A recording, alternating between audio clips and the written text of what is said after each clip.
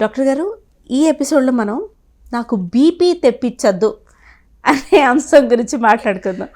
ఏదైనా ఇద్దరు డిస్కస్ చేసుకుంటే నాకు బీపీ వస్తుంది, నాకు బీపీ పెరిగిపోయింది, బీపీ పెరిగితే నాకు ఇట్లా నరాలు అయిపోయాయి, ఇలా అంతా మాట్లాడతాం కదా.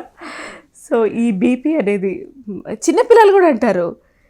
I remember my son saying, నాకు కోపం తెప్పించద్దమ్మా, వాడికి ఇంకా బీపీ రాలేదు కాబట్టి బతికిపోయాం. So that kids, because kids they acquire it from parents. మనం అనేది విని వాళ్ళు అంటారు అంతే. ఇక్కడ నాకు డాక్టర్ గారు చెప్పారు, నువ్వు సైలెంట్గా ఉంటే మీ వాడు కూడా సైలెంట్గా ఉంటాడని. సరే, I will try practicing at least. ఈ బ్లడ్ ప్రెషర్ అనేది మన జీవితం మీద సైలెంట్గా ప్రెషర్ పెట్టి తెలియకుండా మన గుండెనే ఎంత డ్యామేజ్ చేస్తుంది అంటారు? To greater extent, to larger extent. మనం మాట్లాడుకున్నట్టు, సో బ్లడ్ ప్రెషర్ ఇది major risk factor. Blood pressure and heart ఒకటి చెప్తాం. సో బ్లడ్ ప్రెషర్తో హార్ట్ అటాక్ రిస్క్ ఉంటుంది, బ్లడ్ ప్రెషర్తో హార్ట్ ఫెయిల్యూర్ రిస్క్ ఉంటుంది. ఓకే, బ్లడ్ ప్రెషర్తో కిడ్నీ ఫెయిల్యూర్ రిస్క్ ఉంటుంది. సో కిడ్నీ డిసీజ్ వల్ల అగైన్ హార్ట్ మీద implications. So everything is interlinked. So what happens, BP ఎక్కువ ఉన్నప్పుడు ఆర్టరీస్ స్టిఫ్ అయిపోతాయి. It's called arteriosclerosis, stiffness of blood vessels. అంటే BP ఎక్కువ ఉన్నప్పుడు హార్ట్ బ్లడ్ అన్ని బాడీలో మొత్తం బ్లడ్ వెజల్స్ స్టిఫ్ ఉంటాయి. సో ఆ స్టిఫ్నెస్ వల్ల హార్ట్ కాన్స్టెంట్గా ఆ హై బ్లడ్ ప్రెషర్ మీద పంప్ చేయాల్సి వస్తుంది. జస్ట్ ఇమాజిన్, జిమ్ మనం వెయిట్స్తో చేస్తున్నాం అనుకోండి. వెయిట్స్తో చేస్తుంటే మసిల్కి ఏమవుతుంది, గ్రాడ్యువల్గా మసిల్ బిల్డప్ అవుతుంది. సో మసిల్ బల్క్ ఇంక్రీజ్ అవుతుంది. అట్లానే హార్ట్ కాన్స్టెంట్గా ఎక్కువ బ్లడ్ ప్రెషర్స్, హై బ్లడ్ ప్రెషర్స్కి ఎగెనెస్ట్గా పంప్ చేసినప్పుడు సో హార్ట్ మసిల్ కూడా బిల్డ్ అవుతుంది, థిక్నెస్ పెరుగుతుంది.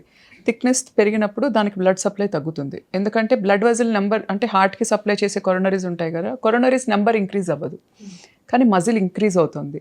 సో కొరోనరీస్ ఫిక్స్డ్ నెంబర్ ఉంటాయి, కొరోనరీస్ మెయిన్ ఆర్టరీస్ కానీ వాటి బ్రాంచెస్ కానీ ఫిక్స్డ్ నెంబర్, కానీ ఇది మజిల్ ఇంక్రీజ్ అవుతూ ఉంది. సో రిలేటివ్గా బ్లడ్ సప్లై తగ్గిపోతుంది హార్ట్కి మసిల్ ఇంక్రీజ్ అవ్వడం వల్ల.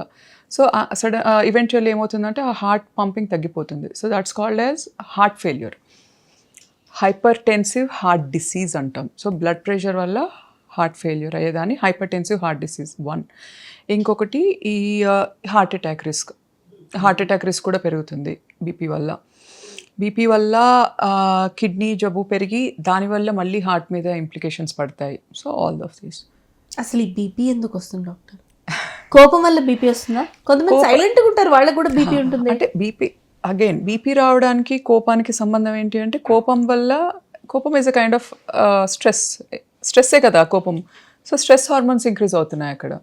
స్ట్రెస్ హార్మోన్స్ అని క్యాటకోలమిన్స్, అడ్రినలిన్, నార్ అడ్రినలిన్, ఇవన్నీ కార్టిజాల్, ఇవన్నీ ఇంక్రీజ్ అవుతున్నాయి.